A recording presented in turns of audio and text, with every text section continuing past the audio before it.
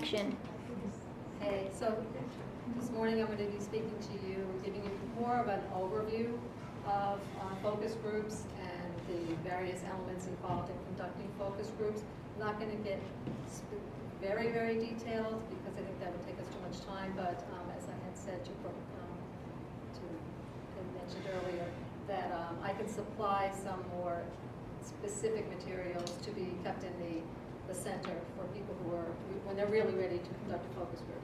I also didn't prepare this specifically in relation to the summit that we're going to be doing, but I know that others here were involved in the initial summit, so feel free to bring in any of the experiences that you had regarding that.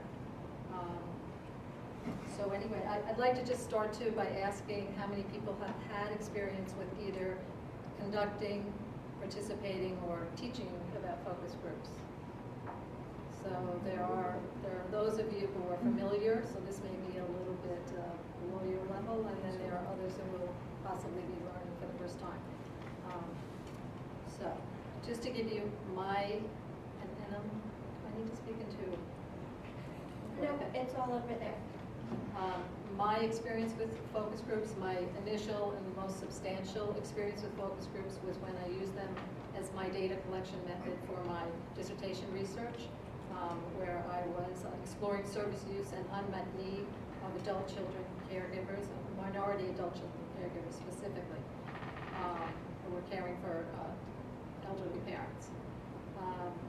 And this was part of actually a larger study, I'm sorry Richard's not here today, that the School of Social Welfare Center on Aging and Policy Research was conducting, where they did a survey across New York State and also a second survey of specifically Long Island caregivers. So basically, the focus group results were helping to explain some of the findings from the survey, and it was therefore a mixed methods study. And I've also been involved in some other focus groups, conducting focus groups in one case for a synagogue where they were looking to get information from their members about what they were looking for in their next rabbi to be hired. Also for a nursing home trade organization where they were meeting with the administrators to learn what their hiring needs were at that time, their staffing needs. And I'm currently working with an Alzheimer's organization to meet with some of their members to learn, to get some feedback on their newsletter. And of course, looking forward to working further on the re-examination of the community summit that was done a few years ago with the center. So what is a focus group? They're originally were called focused interviews, and they've been used as a data collection method since World War II, often by marketers looking to get product feedback.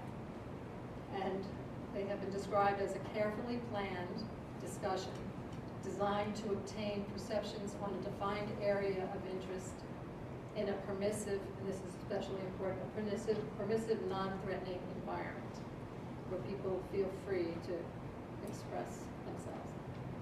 Currently, they are used by health and social service researchers as well to generate qualitative data that can be both descriptive and explanatory. And they can be used independently or combined with other qualitative or quantitative techniques, which of course makes for a mixed methods approach.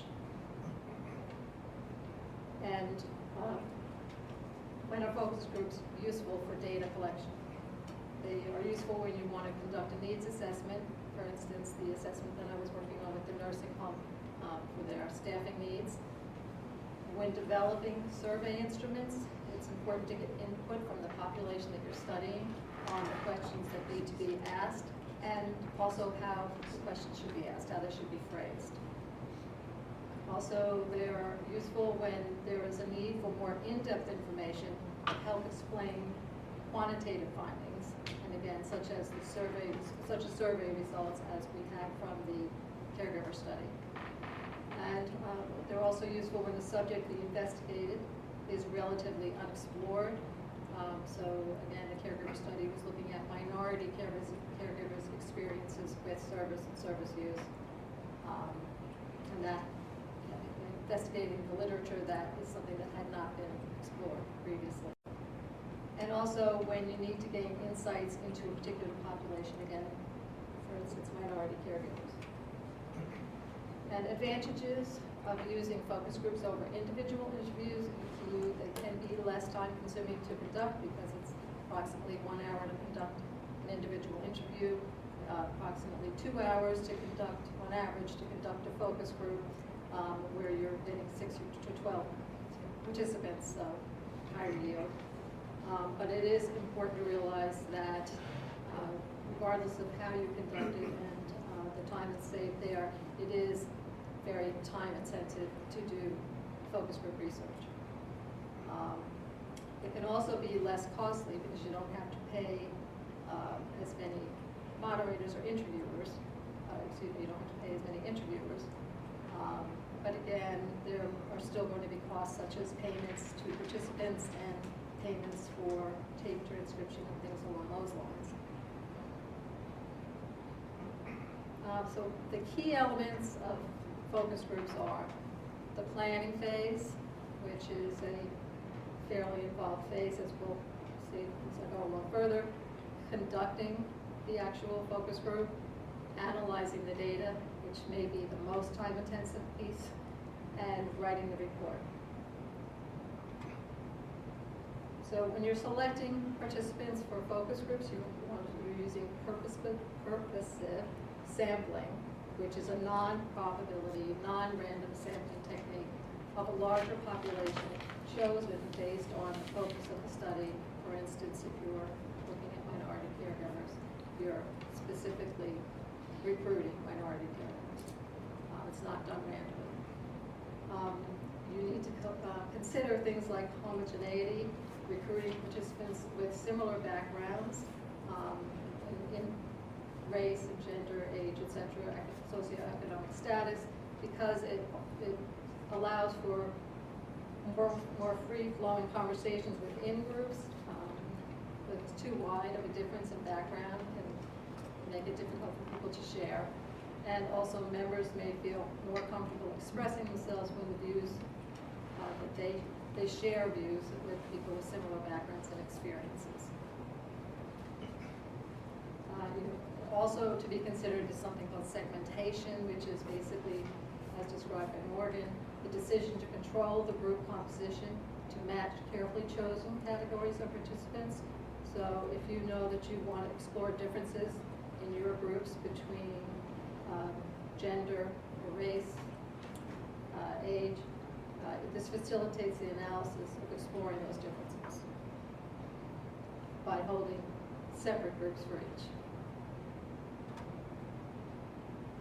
When we were recruiting for the minority caregiver study, the main criteria were that they be 18 years of age or older, self-identified as primary caregiver, caring for parents 60 years of age or older, and either Caucasian, African American, or Spanish-speaking Hispanic. And it was within this last segment that we actually broke out the groups. Everyone else shared those first 3 characteristics, but then we segmented in terms of ethnicity. Determining the size of the group, on average, or it's suggested that it's most effective to have between 6 and 12 people in a group.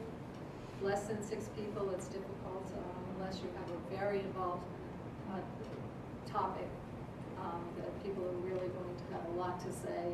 And you might be able to go a little less than 6, and more than 12, it's really tough to do when most focus groups are held within a 1 to 2 hour time period. So smaller groups are best when the topic of discussion is a sensitive topic, as he was just mentioning. For instance, the minority caregiver study, they're talking about caregiving. Caregivers have a lot to say about their individual experiences. And larger groups best, conversely, when the topic is likely to garner an in-depth, not likely to garner an in-depth discussion. And You need to determine the number of groups that you're going to hold. Rule of thumb is 3 to 5 groups of 1 to 2 hours in length. If you're going to segment, then it's still you need to try to do at least 2 to 3 groups for each of the segmented groups. Another area of consideration is saturation, which is the point at which you're reviewing your data and you're not seeing any new themes. So if sometimes, for instance, in my caregiver study, costs came into play, and I couldn't hold more than 2 groups each with some of the segmented groups.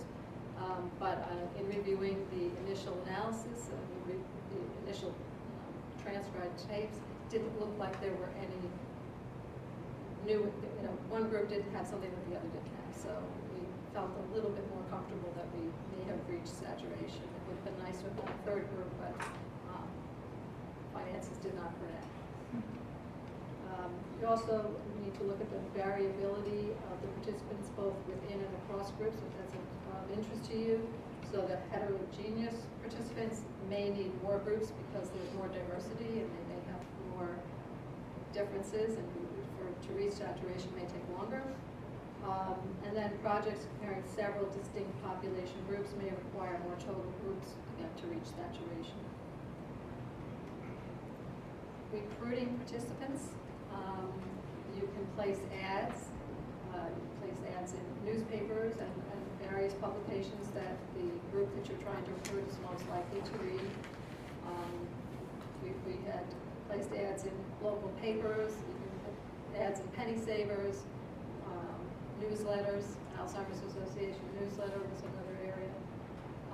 Also postings, places that are most likely to be seen by those you want to recruit. For the minority caregiver study, we placed postings at the universities, in the geriatricians' offices, and we're trying to recruit Hispanic caregivers, for bodegas, churches, for all of our participants. One extremely important piece of recruiting is having good gatekeepers to help you with the process. This can include church leaders, leaders of community organizations. In the minority caregiver study, we had help from the Alzheimer's Association. The dean and faculty from the School of Social Welfare were very helpful, and led us to a church leader. We were able to get some help in recruiting there. The Office on Aging, and Adelante, a Hispanic social service organization. And often in trying to recruit participants for focus groups, there will be use of incentives such as it can be anything from money to gift cards to even offering refreshments, which all of these things can go a long way also to help avoid no-shows, which is something else that can happen with groups. But it's also possible that many participants, especially if they're talking about a sensitive topic that they are really involved in or care about, just being able to discuss this topic and share this with others can be enough incentive for people to want to participate. But you should still, if possible, do something to thank them for their time and effort. Site selection, you can use, try to get input into using schools, libraries, community organizations. Often the community organizations or members of those organizations that you're working with and trying to recruit will offer a site. Churches is another site, possible site.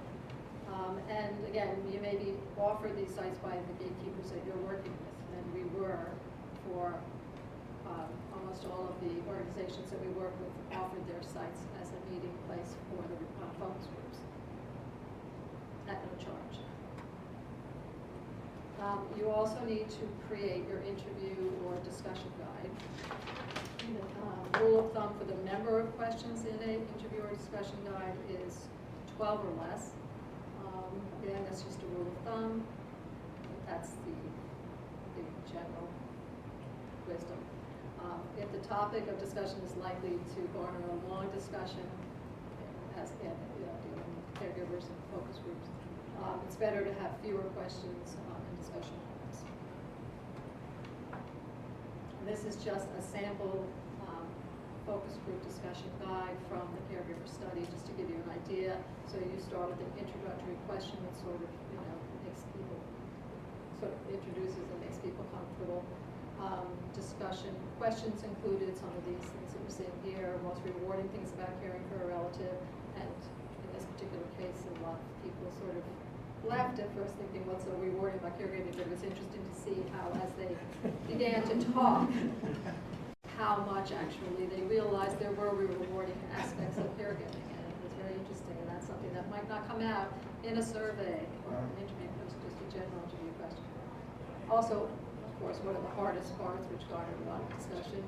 The kinds of support they're receiving, we were interested in finding out, and whether they got more support. And then we asked if they used any of a variety of formal services, and we used a flip chart and listed each service and asked about, do you use the service? If not, why not? And then, is there any other type of support you would like that you're not currently receiving? And the facilitator then made a list of suggestions that had been made on another flip chart, and then put that up for participants to review. The moderator then asked the participants to rank those items listed in order of importance. Then read the list again, and then asked again, does this summary sound complete? You should always ask that. And do you have any changes or additions? So you're doing as much as possible to allow the participants to give you as much feedback as they need to and they are able to. And then for just concluding the discussion, the moderator reiterates the goal of the study is to learn if there are any types of support caregivers need, not currently receiving, and ask, have we missed anything? And is there anything else you'd like to tell us or advice you have for us?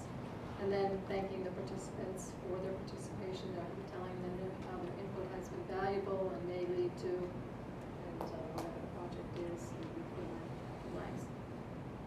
And then in this case, we just had them completing a demographic questionnaire, so just as a reminder to the moderator. So all moderators are given this same discussion guide and follow the discussion guide exactly the same way. Speaking of moderators, they should be familiar with group dynamics and skillful in leading group discussions.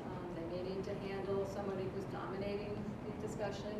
There may be somebody who's not speaking up much and they need to try to bring them into the discussion. So it's very important that they have those skills.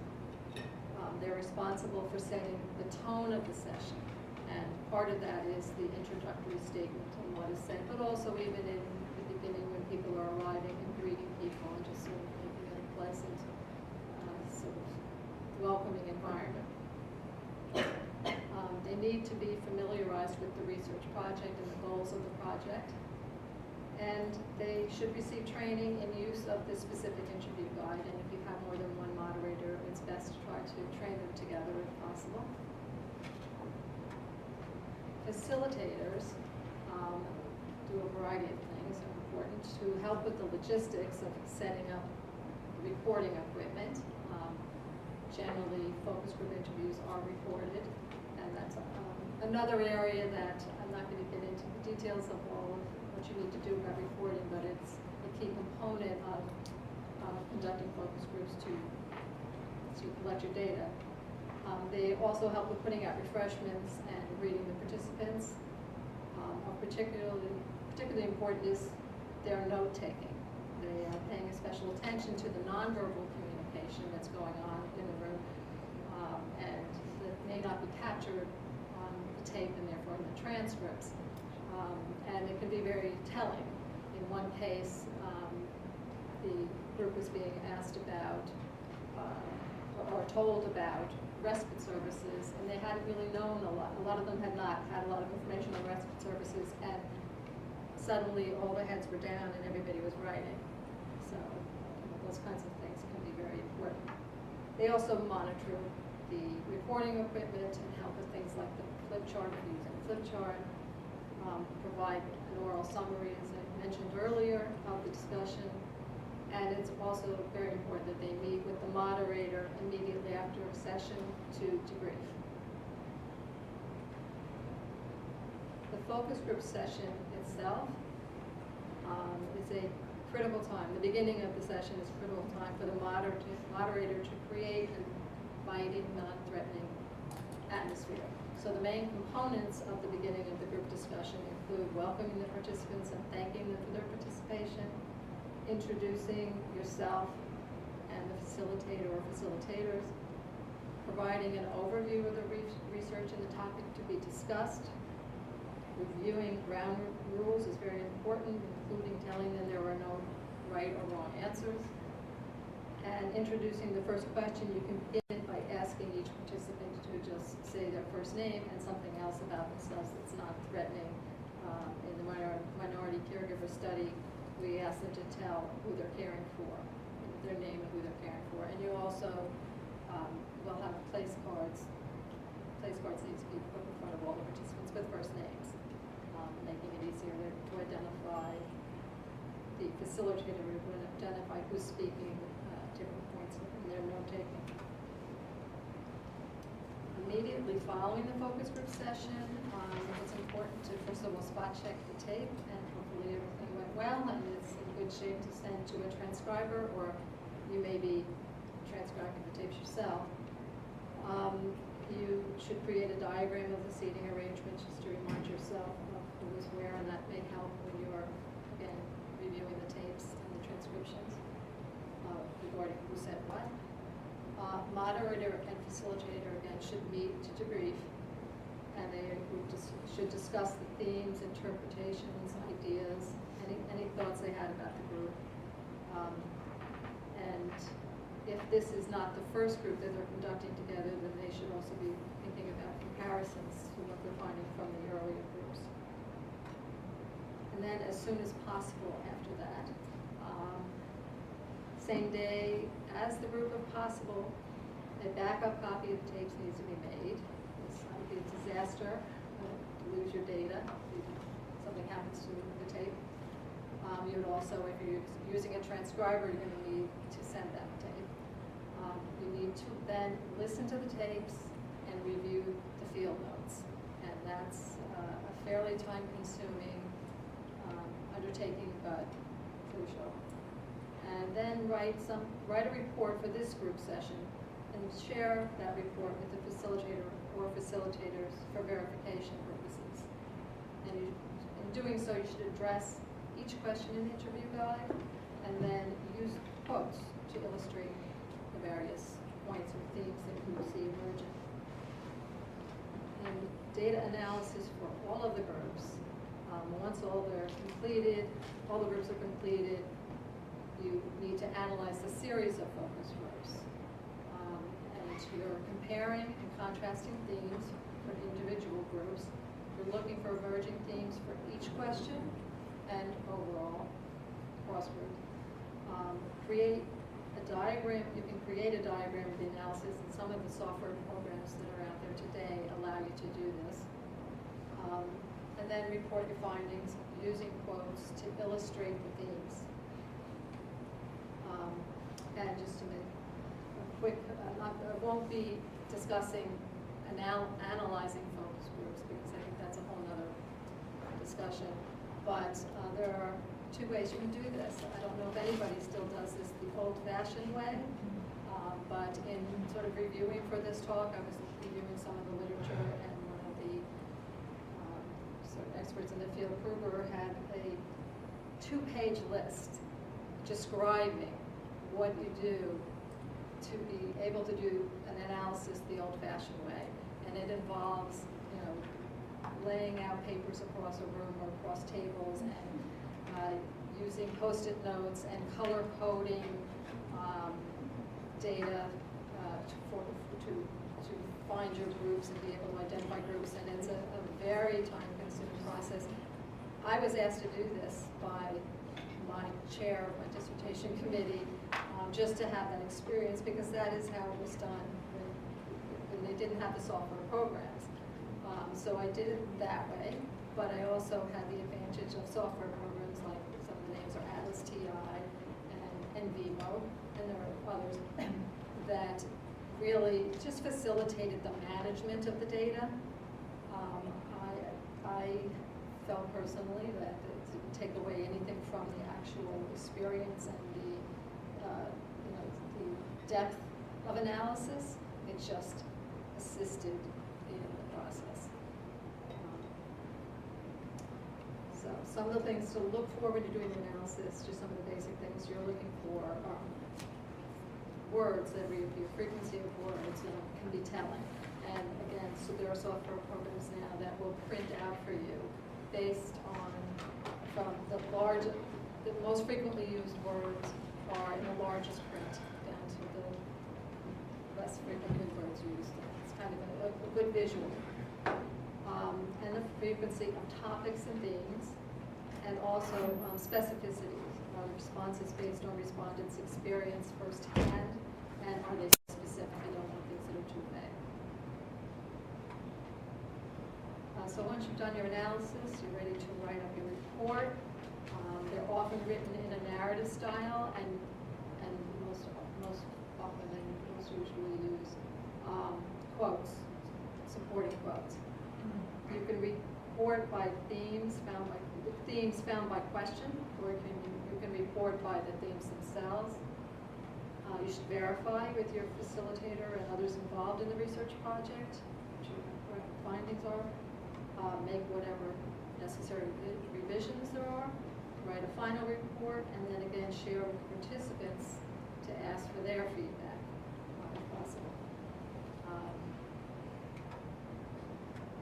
And I just have a few samples, and this is not a sample from writing for an article or writing about my results for the dissertation. This is something that was done for a presentation of my data, but it just gives you an idea of the use of supporting quotes.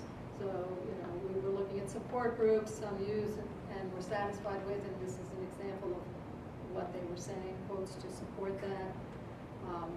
There were reasons for non-use, and again, supporting quotes. Unaware of, interested, I didn't exactly know of, I wanted some help and was hoping to learn about in this group. The quotes are really the crux of what you're able to tell. So those are just some more supporting quotes.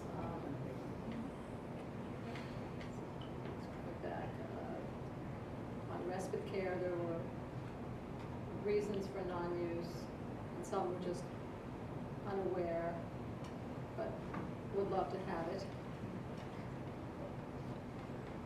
And I liked this quote on unmet needs. Yeah. That was particularly good. True that is. Right? And then again, just general categories of reporting, again, using supporting quotes. So caregiver education, unmet need, one of the unmet needs was caregiver education training on particular caregivers, care receivers illness. So someone's saying it's a new thing, I don't know how to handle it, I don't know how to interact with him at this stage, of his, whatever they call it, dementia. I found that the healthcare profession is very lacking in how they work with caregivers in addition to just very talented. And for Hispanic caregivers who said they need professionals who are culturally sensitive and can preferably speak Spanish, the attitude they give us, so there has to be something, a service where senior citizens can go, who speaks English or Spanish and can comfortably speak to a doctor. That's it.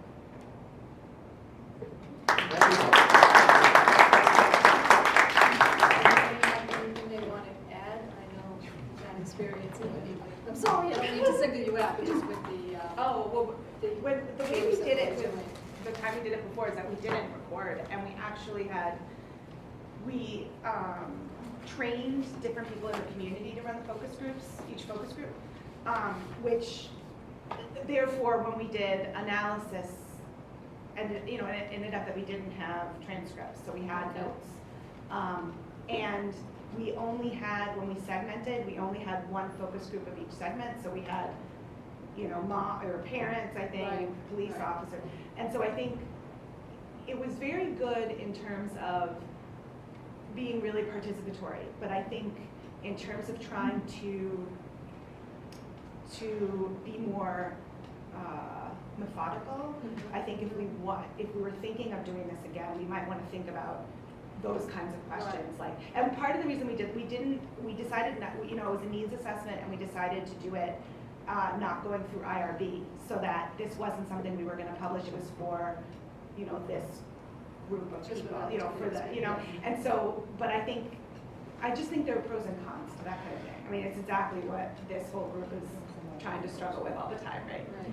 I do think it fits in well, though, with community-based participatory Yeah. research, because Absolutely. so it allows you to bring, in many different ways, the participants into it. So, we can talk about that more as we're Yeah. developing this, and, there are always considerations, cost, time, demands, woman power, Yeah. that have to be. I mean, I think, it was not only the energy that was behind, bringing these folks together, but it was like a massive group. And so we had- You have- Huh? It was such a lot of It people. was, there were Yeah. a lot of people, Yeah. and so try to get. It's a big them- effort, and working with, lots of different people and trying to get participation, sorry. Well, I'll share the focus group gone awry. I was doing a member check focus group for my dissertation research with kids going through a juvenile treatment court program. So I had already done all of my interviews, so I wanted to bring my findings back to a similar group. Okay. So I went, it was all great, everything went very smoothly. The kids were all going in to see the judge at the same time. So I said, okay, at 3 o'clock, we have space, we have room, they can come in, I can do my spiel, get the feedback. I had someone there, it was being taped, so I had the transcription. And I thought, well, I think it's important to give something. And I didn't have any money to give them, so I said, well, I'll give them pizza. So I had the pizza arrive at 2:45, about 2:45. Because of the court officers or something, there was a little narrow window. So I had, I think like 10 16-year-old boys at 3 in the afternoon with pizzas sitting there waiting, wafting. The whole room smelled like pizza. To try to keep their attention was so unbelievably difficult. That was silly. It was like nailing Jello to a wall. Yeah. It was. So I should have fed them and then done it. Because you hear everybody's stomachs grumbling, they're looking over at the pizza. I think when going into this, you have to always be prepared for anything. Because one of the groups that I led, we arrived, the participants were starting to arrive, but when we got to the room, to the space, we hadn't seen it in advance. It was a very small space to begin with, and we were worried about the number of people that we had coming being able to fit comfortably in this room and around this table. And suddenly we were informed that it was at one of the organizations, the Entenmann's truck had pulled up, and they had a delivery, and this is where they store all of their drugs and cookies and things. So now they were doing this while we were trying to get this focus group going. And you never, anything can happen, and you have to sort of be prepared. Picking up on that, what Amy had said, when you do go through the IRB, it forces you to say exactly what you're going to do. So, things like Entenmann's deliveries aren't going to come up. Right, because Or I had to do pizza, the but- IRB, and the Entenmann's thing still happened, but yes, there are some pieces of it that, It forces you to say where you're going to be and how you're going to gain access. I have a common impression. I did focus groups with other faculty on the other side of campus. We too used pizza as bait. So, It's big.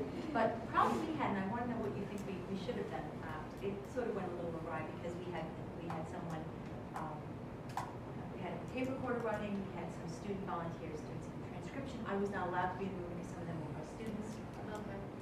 And we had trouble on the recording and the transcription of it, keeping track of who said what. So we thought we were smart, we were numbering the students, and and the moderator, facilitator was saying, I guess that would be the moderator, right?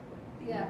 Number one, number two, number She three. was saying, yeah, okay, so that Oh, was. she that was number- doing that. And she was saying, oh, so that was number one saying such and Ah, such. that was good. It got very convoluted though, because I think we had too many. We had about Yeah. 10 to 12 in most groups. Oh, And I think, I don't know what you would suggest, but I like the idea of the names Right. being in front of them, and maybe we were trying to get them to say who they were. that's That- what I that was fell gonna also- suggest. that I mean, last. that's what they suggest, but it's Yeah. hard to, It's hard you to can do. tell people that in the beginning, Yes, but then it can get lost, and, you know, do you want to break the whole sort of flow by reminding people you need to please tell us your name every time you make a statement? It's tough. Well, I've subsequently done it where I have one person, usually a student, who just writes down the order of who says what. yeah, that's good. Just the number 3, 2, who's speaking Right. each time. So you And have that was members too. You use members? enormously helpful. And it probably helps just to have fewer. I mean, I Yeah. think in our case where we had, most groups were around 10, but some could be a little bit bigger, 11 or 12, had there been 6 or 8, it wouldn't have been such an arduous thing. So I think that, Exactly. Right. I think that's a good idea, Yeah. somebody just a little bit. That's their only job, who's speaking That's good. Yeah. at one time. So. I was just gonna ask in terms of videotaping, do you want to get a release from people, letting them know they're going to be taped and, you know? You mean, were you audio taped? Yeah, I mean, Yeah. a release. Well, in our case, because we had to go through the ARB, we had consent forms. Right. So the consent form talked about that confidentiality. So they were Right. signing to, you know, that they were going to be, they knew they were going to be tape recorded, and they were agreeing to that. Okay. And for example, in our thing, we also went through consent. In speaking with the community members, they didn't want to have people sign because there was a whole lot of Yeah, that could issues be around another that. issue. And so we went through the consent process and made sure people were informed of their right to leave or what, you know, we just didn't, Right. we didn't have signed consent. And That was a really tough one because there was so much angst and anger in the community about what was going on. And Anna Torres really spearheaded getting community leaders and the Yeah. police department initially involved in a small group of, you know, to kind of discuss what should be, go on. Right. And then that kind of imploded into all those people who are gatekeepers in the community. Right. Going out and telling the community this event was gonna take place. And I remember that, I mean, there was hundreds of people in that building. Yeah, that's true. And so I was in a session alone that had to have easy 10 to 15 people in the room. Yeah. And you know, when you get one person who gets on a soapbox, Yeah. then it's hard to get them off. of Especially that. these Latinos, you know, they Oh, sort of. yeah, want they to get very, go and on. there were a lot of them, so they get very passionate and they just go on and on, so. In a perfect world, you're able to do all of the things that they say you should do, and if you could, I think it makes a difference, like just in that case, having skilled moderators who Right. definitely know how to handle that. If you just have, you know, you're using convenience moderators, you may have somebody who has not a lot of experience in this and would just be lost in that, and they would just run off. Or feel uncomfortable, you know, saying to That too, someone, right. you know, passing them over to ask the person, the next Right, person, right. the question, you know, or to. It's let not them easy comment to do it, you know, In general. the way. The place that we, I mean, it was a great Best you facility. I mean, the Shepherd's Gate, the facility itself, St. really, Joseph's Academy. it was unbelievably perfect for what we wanted. Yeah. But there was, I mean, how many groups? I'm trying to think, there must have been about There were 14, 12. 12 groups, I mean, Yeah. and it was bilingual. I mean, so you had Right. Spanish groups and you had Yes, English speaking right. groups, and so it was significant. And to sort of control that, to moderate, I don't know, I mean, you have to think about whether we want to sort of replicate that same, you know, structure. Especially because it's so hot, in that situation, we were trying to do both kind of activism and Yeah, right. some Your sort of purpose collecting was a data, little and I think those two things can be hard to do at the same time. Right. Yeah. Right, because as you're saying, they had so much emotion and were Yeah, really they were interested very in passionate doing about something it. rather than maybe telling everybody what they want to do, they wanted to actually, you know, Vent. do something, They were- you know, they want to yeah. vent. Well, I have a question. When you actually had misspoken about the, you had said videotape, but it got me thinking, And you know, for me anyway, I think videotape, forget it. Yeah. But maybe not. I mean, There's a lot more, people are much less likely to say they want to be in a focus group if there's videotape, according to, that's, I think, a lot of the reason why people don't. because they feel, I think, you know how you have to have a separate line of consent for even audio taping? It's like, Right. people feel like their voice is a different level than their written word or whatever, and I think people feel like they're seeing themselves and their voice is another level of privacy. I think that's one of the reasons. But they do it in psychology all the Yeah. time. If you You know, could that's, do they bring it, people in, then, they do. certainly that will take care of some of the problems you were talking about. Definitely. And if you put this thing in the Especially corner, larger we forget about it. Right. So, and it's just, Yeah, as long as people know and decide that they are okay with it. right. Or maybe even have two transcribers, because everyone can't copy down everything. So then you can kind of bring them together. Yeah, I've And seen there, that happen. there are different perspectives. When, you know, how I would interpret some statement might be different from how Carlos will interpret it. And we all know Carlos interprets. He interprets differently? I never noticed that. So, Okay, well, we're ready to go on that next project then. Thank you very much. You're welcome. Thank